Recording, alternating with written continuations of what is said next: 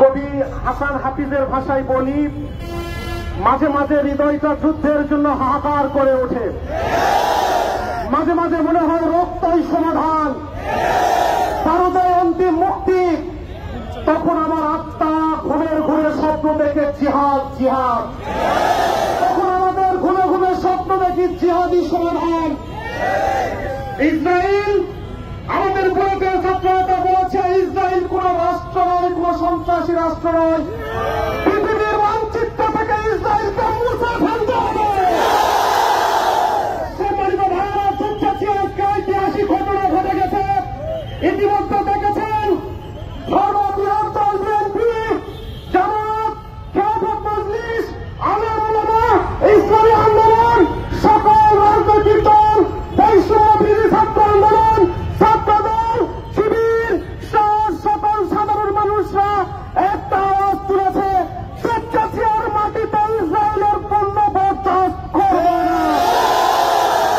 আমাদের ব্যবসায়ী ভাইদেরকে বলি, আপনারা আমাদের লোক, আপনারা রক্ত পিপাসু ইসরায়েলের পক্ষে নন। আমরা বলি, আমরা 2 পয়সা রোজগার কম করব। এখন থেকে এই কালুর বীজ পার করে ইসরায়েলের পণ্যকে নিষিদ্ধ ঘোষণা করে দেওয়া হলো। ইসরায়েলের পণ্য পাওয়া হবে, সেখানেই ভাঙচুর করা হবে। ইসরায়েল আন্তর্জাতিক সকল আইন লঙ্ঘন করেছে, ইসরায়েল শিশুদের হত্যা করেছে, আইনকে লঙ্ঘন করেছে। ইসরায়েলের সাথে আর কোন আইন মানা হবে না। যুদ্ধ না থামলে ইসরায়েলের সকল আন্দাজিতে আক্রমণ করা হবে। ইসরায়েলের দোষর আমেরিকার সাথে আইন যে খেলা হবে না। যারা আইনের ভাষা বোঝে না, গণতন্ত্রের ভাষা বোঝে না, আমাদের গণতন্ত্রের সবক চাই, মানবতার সবক চাই, আর আমাদের শিশুদের হত্যা করে তাদের সাথে কোনো বন্ধুত্ব হবে না, তাদের সাথে কোনো আইনের কথা চলবে না। ভাইরা, আপনারা কি যুদ্ধের জন্য প্রস্তুত?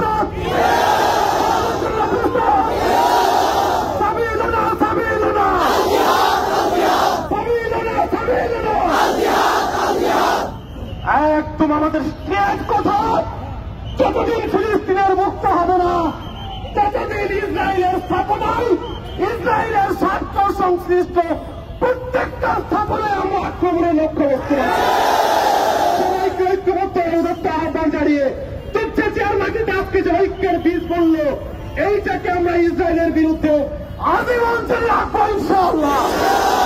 অসংখ্য ধন্যবাদ। আল্লাহ